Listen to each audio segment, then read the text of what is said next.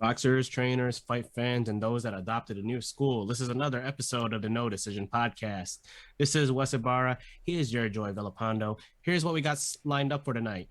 Linares versus Haney, WBC lightweight title. Very good fight from both guys. Gives me a lot of hope for one guy and a lot of questions about another. Next up, we got a very old world champion. Number 3, Floyd's up next. Then we got the Lopez versus Kambosos fight right after. And finally, just finally, Canelo's number 1 on ESPN. That's our lineup for tonight. Take a quick break. When we get back, we're going to start with the Linares versus Haney fight.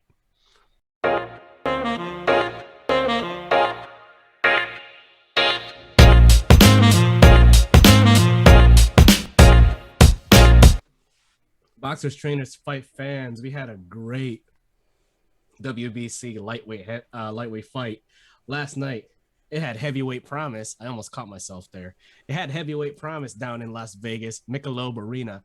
Devin the Dream Haney and Jorge Linares. Everybody knows who Jorge Linares is. Everybody knows who Devin Haney is. And they scrapped for that WBC belt that Haney was defending. And for a while, it looked like Linares had a fighting chance to actually upset Devin Haney. Right. As a matter of fact, we got to see something that we haven't seen from Devin Haney, and that's him being hurt. Yeah. Minus the, whatever Fucci or Louis Vuitton that he's wearing. This time was an all-white outfit, but he was hurt. Yeah. But we came away with a close decision in the favor of Devin Haney. Joy, can you read me the scores again? Yes. I believe there were 116, 114 for 2 judges. And I believe there was one that was like... Wait, how is it 116 to 114? That math doesn't add up. Oh, hold on. Let me see. Because nobody got knocked down either. Yeah. But hold on, let me see. So if it's 116, it should be 112. The other guy should have gotten 112. Yeah. 116, 112. Let me just see real quick. Let me check.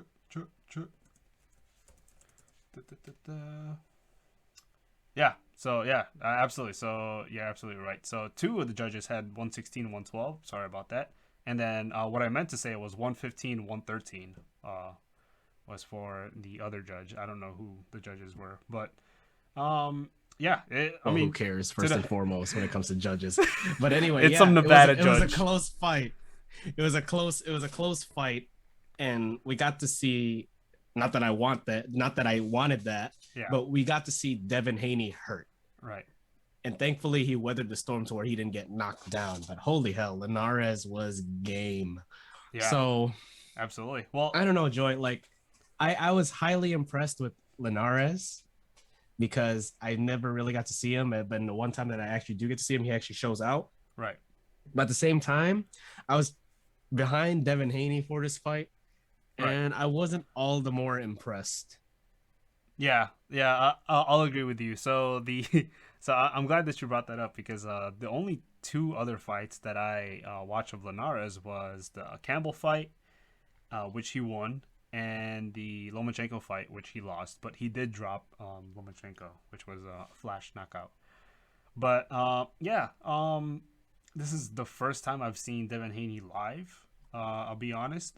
I did watch him versus famous Cuban guy. I forgot his name. Just escapes. Yorkis Gamboa. Gamboa. There you go. Yep. I watched him and Gamboa. Yorkis Gamboa. I mean, Gamboa isn't. He's not in his prime anymore, right? He's not. He wasn't like the fighter that he used to be when he fought him. So yeah, I did have some kind of questions for Devin Haney, but I'm glad that he is going out to take some of the bigger guys in the division, and yeah, I mean, Linares is one of those guys that are proven, right? They're proven lightweight division, former champion, and so I think Devin Haney did pretty well. I will say, I told you this, Wes, when we were watching it.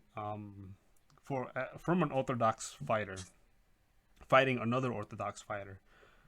He could not see the left hook coming, and that's kind of that's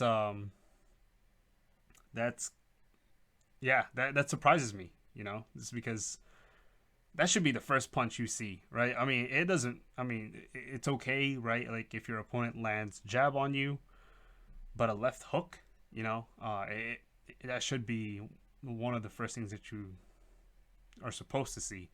And so I think he's going to be a little bit vulnerable to southpaws, especially Lomachenko, if he ever does fight Lomachenko. We all know Ryan Garcia. His greatest weapon is the left hook. That's pretty much his lead hand, strongest hand. And yeah, it's so weird. But also half of the fight, he chose to fight in Linares' style, right? Like he pretty much sat down, sat in the pocket, started trading with Linares, and then he got hurt. First time we've seen him get hurt, but I think it offered a chance to see how he reacts when he gets hurt. And so yeah, it was a really good fight. But yeah, congratulations to Devin Haney. So what's next for the champ? Ooh. So actually, I saw this. I'm not gonna ask about Linares in case you're wondering. I just want to know about the champ. So it's funny you said that. There was some Instagram posts, saying that whoever the outcome is, they really like. I guess the fans want to see him versus Tank, which is quite interesting, right? Because Tank is kind of, he's kind of, I guess he's on his own world. There's talks that he wants to go up in weight. He might stay in the division that he's in right now. I think it's super lightweight, or yeah. But I mean, but then after the fight, Devin Haney also got called out by Ryan Garcia. He also got called out by Teofimo, saying that they would drop him in this fight. Teofimo, yeah, I could probably believe it. I think it's going to be a close fight between him and Ryan Garcia if it does happen. But Tank is a really good match if that ever happens. So yeah, like I'm like that'll be an exciting fight.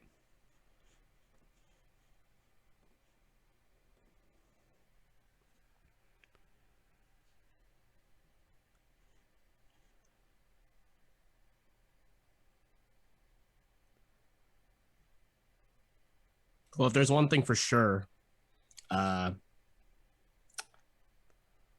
I really had to think. That's why it took me a while. Yeah. Because I really like Devin Haney. Yeah. But he needs to fix that shit up. Yeah. If he has any chance at beating any of the three guys that you just mentioned. Yeah. I mean, right? Like the reason why he stated in the post fight that the reason why he wanted to sit in the pocket with Linares is because he wanted to give the fans what they want. Is that he wants to prove to the fans that he could go toe to toe with some of the best brawlers in the division, right?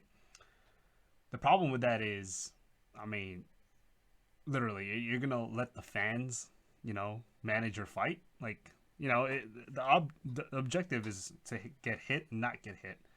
And I think if he stayed with the game plan, I think if he stayed behind the jab, the score probably wouldn't have been close.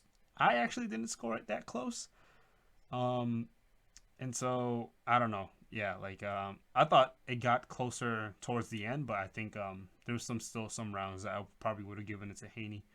But yeah, so yeah, we'll see, right? We'll see who's next for Haney. I'm looking at the lightweight division, and I know you didn't ask about Linares, but I just don't know who Linares fights after this. So yeah, it'll be interesting.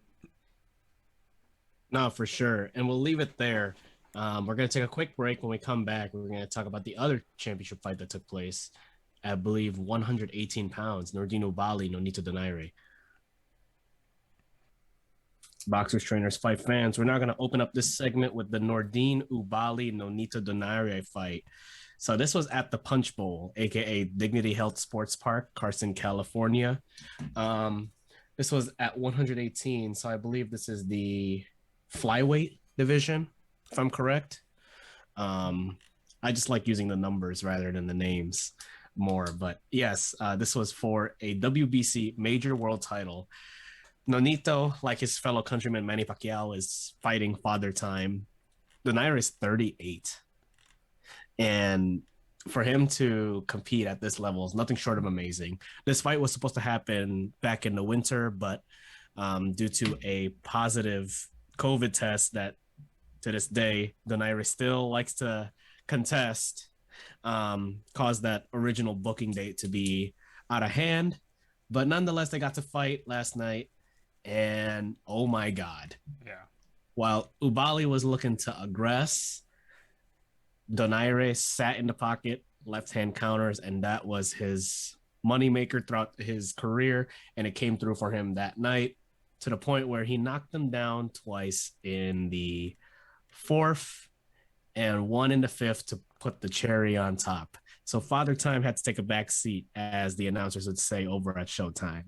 So Nonito, yes, sir, for the Bayan world champion at age 38.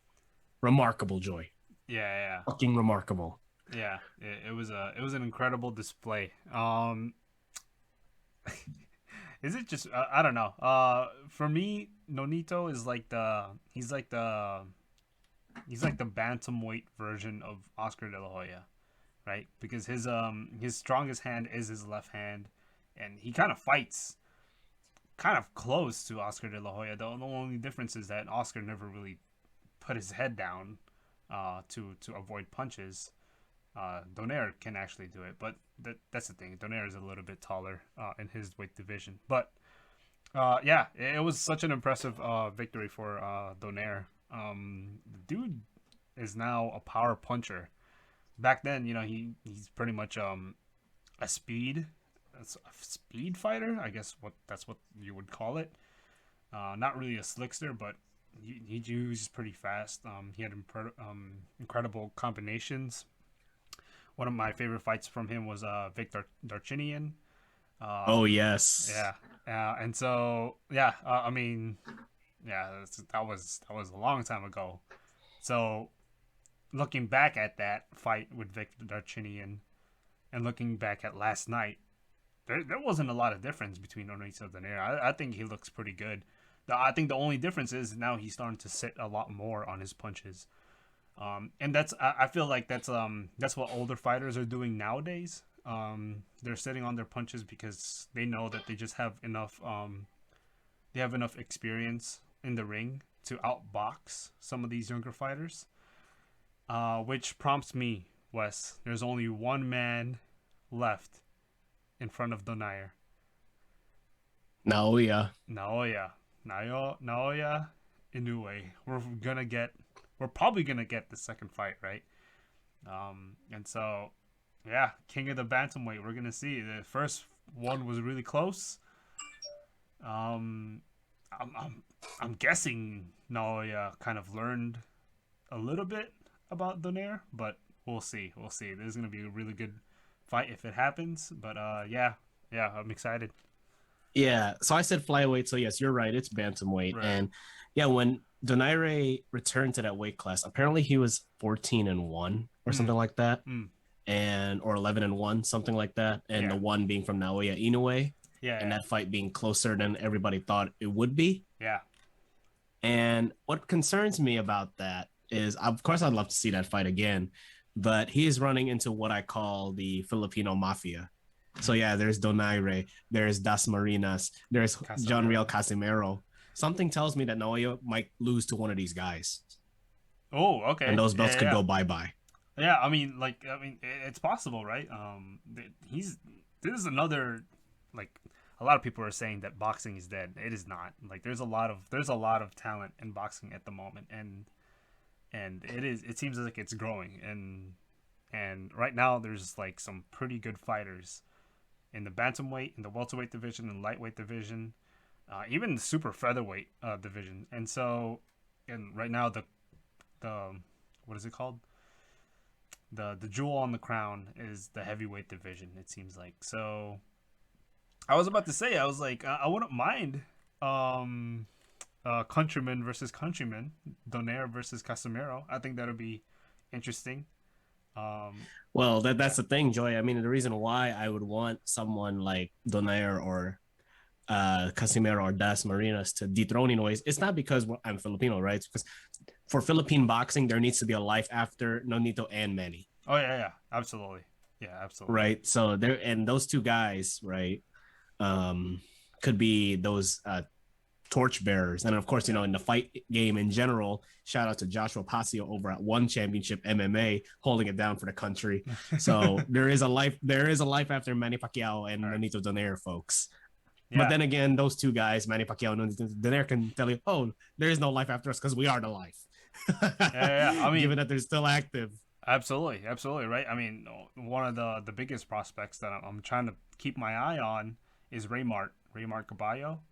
Uh, Caballo, man. Yeah, that guy's good. yeah, yeah, he's pretty good, and so he looks like he has a promising career. Hopefully, he gets up there, right? It's tough when you're coming from Asia and then you're trying to break into the U.S. scene. It's so tough. I'm pretty sure Pacquiao will even tell you. Inoue would tell you. I mean, I think Inoue just fought his first fight overseas, right? And so Yeah, I think when he fought Maloney, that was like Maloney, his right? first. Yeah, yeah. So yeah, I mean that kind of just shows you everything. And so yeah, hopefully prospects. Hopefully they keep rising, especially for our country. It seems like we're pretty well represented in the bantamweight and lower divisions. Well, Yeah, and then I think you left out one other prospect. You left out Martial. Martial, yeah, absolutely. That guy's freaking good. He's pretty good as well. And so And there's another guy out there. I can't see for the life did, of me did you get say his Das name. Marinas already? Yeah, I did. Okay, okay. Oh, Anka Haas. Anka There you Haas. go. He's also Yeah, yeah. so there is a life and there's another one that I'm thinking of, but for whatever reason I can't think of him. Either way, I'm that's really bad okay. with names, by the way. So anyone listening to this podcast, like I'm really bad with names. That's why I struggle whenever I'm trying to recall a fighter's name that is probably a famous fight. I should be remembering, but yeah. I mean, either way, it's okay. Do you mean Um, Magsayo? Magsayo? yes, Yeah, okay. Mark Magsayo Yeah. and Donnie Nietes. There's life after. There's life after. We'll be okay. Yeah, yeah, absolutely. But yeah, like I said, for Asian fighters, it is really hard to break into the U.S. scene. I think Inoue made it a little bit easier, right? A lot of people in the U.S. in the boxing community in the U.S. try to like. These aren't my words, but these are the words from a Honcho office. He actually believes that the U.S. boxing scene looks down on the Asian boxing scene, and then once you have this intercontinental fight between the U.S. champions versus the Asian champions, they get surprised that some of these Asian fighters are a lot harder. They're a lot more skilled. Well, that's because they fight almost every 2 months of the Well, every year, right? So let's not forget that sometimes sports is a word that starts with R and ends with M. hmm, hmm. So yeah, Why do you think? Why do you think? Why do you think in our, I guess for the sake of our other fans, the running back fans, why do you think people still laugh at Toyota and Honda, even though those cars are arguably better than Mercedes and BMW? yeah, yeah. So yeah, exactly. So I mean, yeah, people. I mean, you can flex all you want with your Mercedes. I'm gonna keep driving my Honda for 10, 20 years from now. So, but or yeah, yeah, you could flex your Hublot and your Everlast gloves once you get hit I with got the my thousand left from the clit. When you get hit with the 1,000 left from the clitoris, oh, it's over for you. yeah, exactly. I'm gonna be wearing my Casio.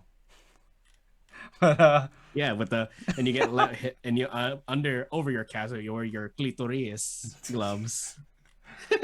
that'd be interesting though. If you don't know where that's from, fans, Look it look it up. up. Look it up. Look up Manny Pacquiao pronouncing Clito Reyes. It's the most hilarious thing you'll probably see all day. Wait, what were we talking about again? Oh yeah. We were talking about Nonito we and were talking about how Nonito winning, and then how he could be on a crash course to meet Naoya Inoue, and how Inoue could run into trouble with the Filipino mafia. yeah, absolutely. And I don't know. I've never, I mean, I think this speaks for what we were just talking about. There's not a lot of rumors coming out of the Inoue camp, and that's because I mean they're all the way overseas. I don't Well, think he's he's fighting Das Marinas in a right. couple weeks. No, but I'm saying is like I don't know if he has plans to go up in weight or if he's gonna stay in bantamweight. Um, he's pretty short. He's pretty small, but I think he could actually go up until super featherweight. Other than, I mean, probably lightweight as well. I wouldn't be surprised, and he's still young, so he's definitely gonna grow a lot bigger.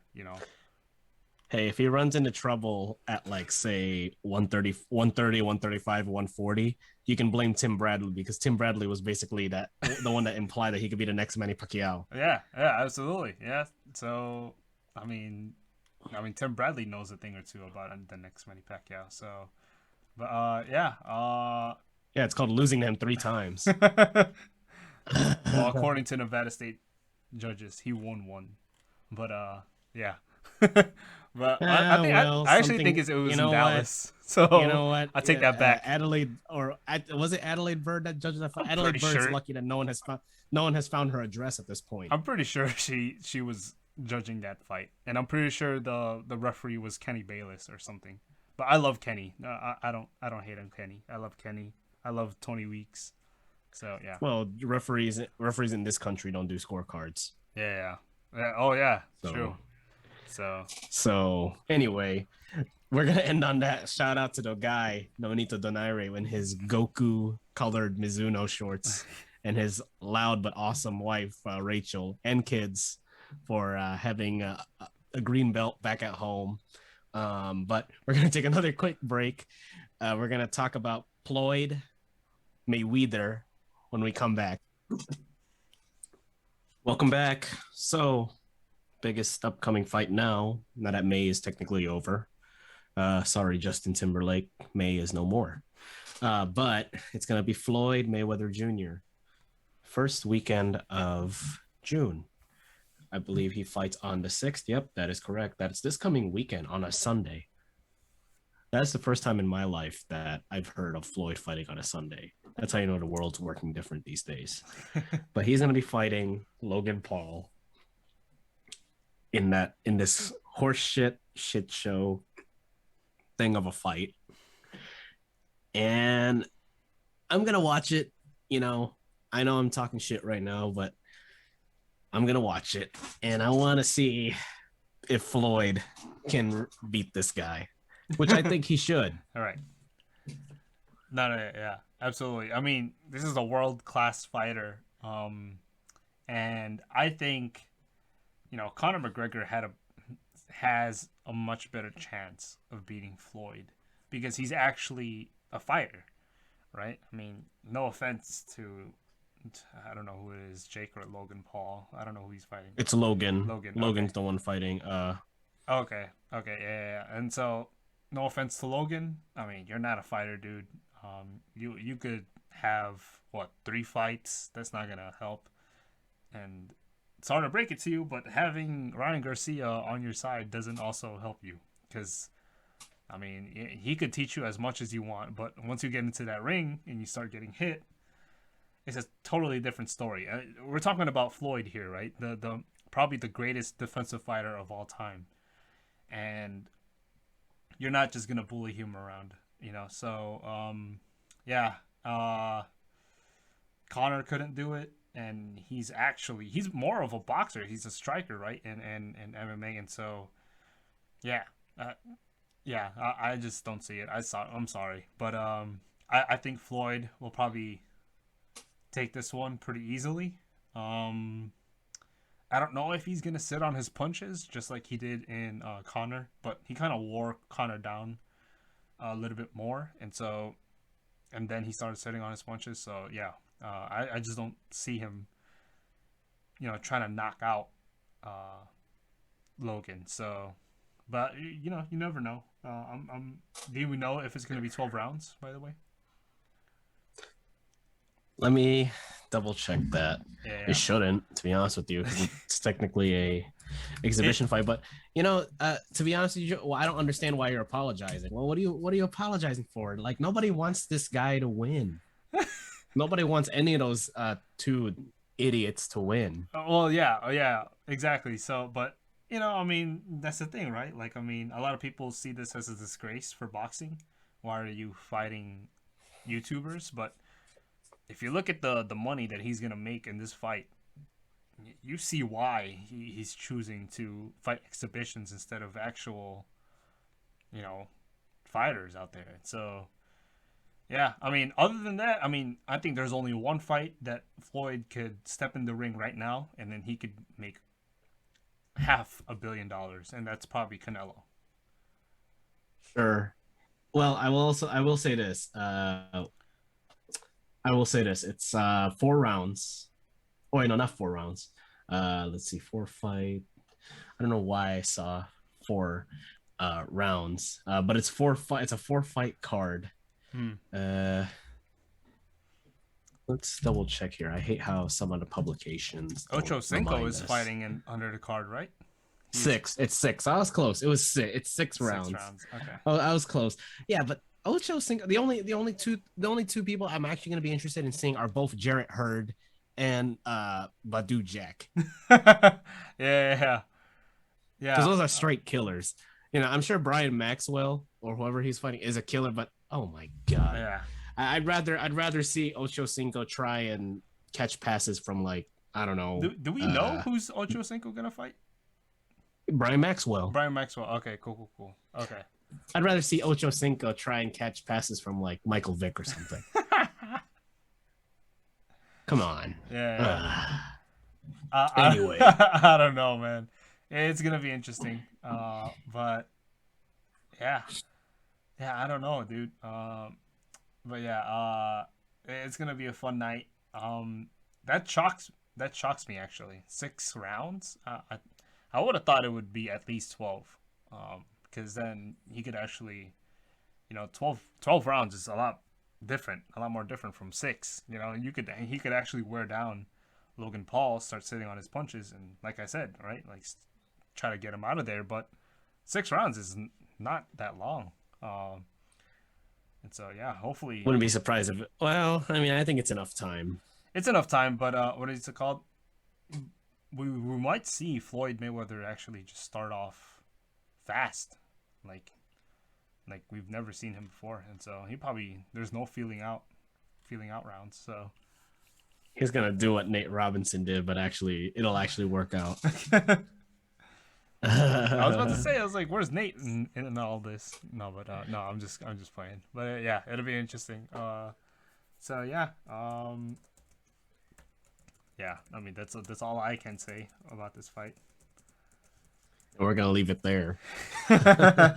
So yes, June 6th on a Sunday, Floyd Mayweather Logan Paul card, Showtime pay-per-view on a Sunday, Hard Rock Stadium, Miami. Another break. When we come back, we're gonna talk about the fight that had to be moved because of Floyd. Lopez versus Cambosos on the 19th. Open this round with the Teofimo Lopez versus George Cambosos fight. Now, this is the unification lightweight fight.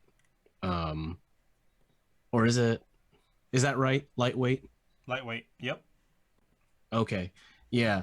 Down in Miami as well. It was supposed to be on the same weekend as the Floyd Mayweather fight, the Saturday before. And that was actually booked ahead.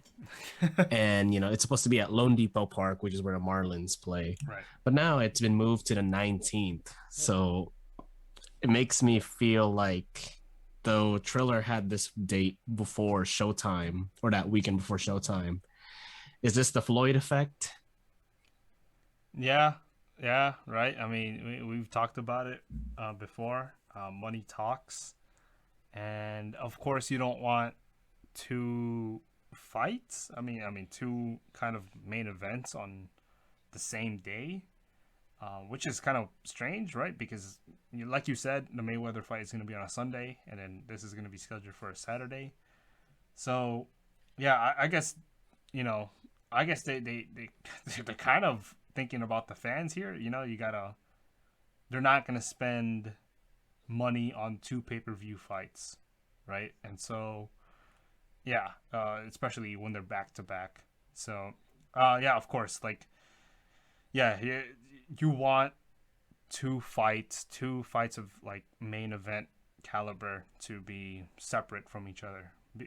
Kind of, I Hmm. mean, uh, I'm not gonna lie. Like, like I don't think a lot of people watch the Donaire fight because of the Linares Haney fight, right? And so sometimes we do kind of get these overlapping fights that, unfortunately, draw attention out of one fight and brings it to the other. So yeah, yeah, it'll be strange, but I mean, I'm pretty sure Cambosos and Teofimo wouldn't mind. Kind of So just does that so does the extra week, who does that favor? Does that favor Teofimo or does that favor Cambosos? Hmm. I Or think not extra week, extra 2 weeks, right, rather. yeah, yeah, yeah. I think it probably favors. Uh, I'm not sure. I think it'll do both some benefit. I mean, Cambosos really has nothing to lose here. It's they I don't know.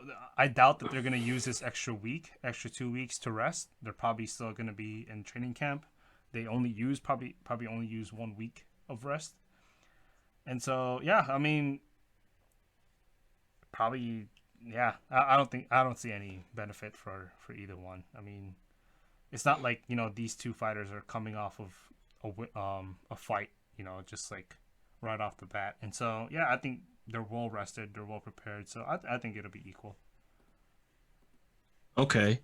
Now, that's interesting. I've always thought that that could favor the champ because then it could force the underdog, who is George Kambosos in this case, to overtrain. Hmm. Okay. Yeah, I mean, I could definitely see that, but I do think that Cambosos is a little bit more. A lot of people downplay his experience. I think he has enough experience to kind of know or use the amount of energy or kind of manages energy and time pretty well during training camp. And so yeah, I mean that's the only reason why I say that. There's not really. I don't think there's any advantage that might go on. If there was an injury, then of course, like it would definitely be beneficial. But as far as we know, these guys are pretty good. It might cause an injury if they do overtrain a little bit. So yeah, I definitely see your point. For sure, for sure.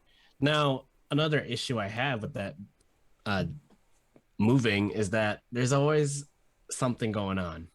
I'm sure because it's a Saturday, Right. boxing Saturdays, fight Saturdays. Now, what if I told you that Top Rank has something going on with Naoya Inoue and Michael Dasmarinas on the same weekend, which is another unification fight?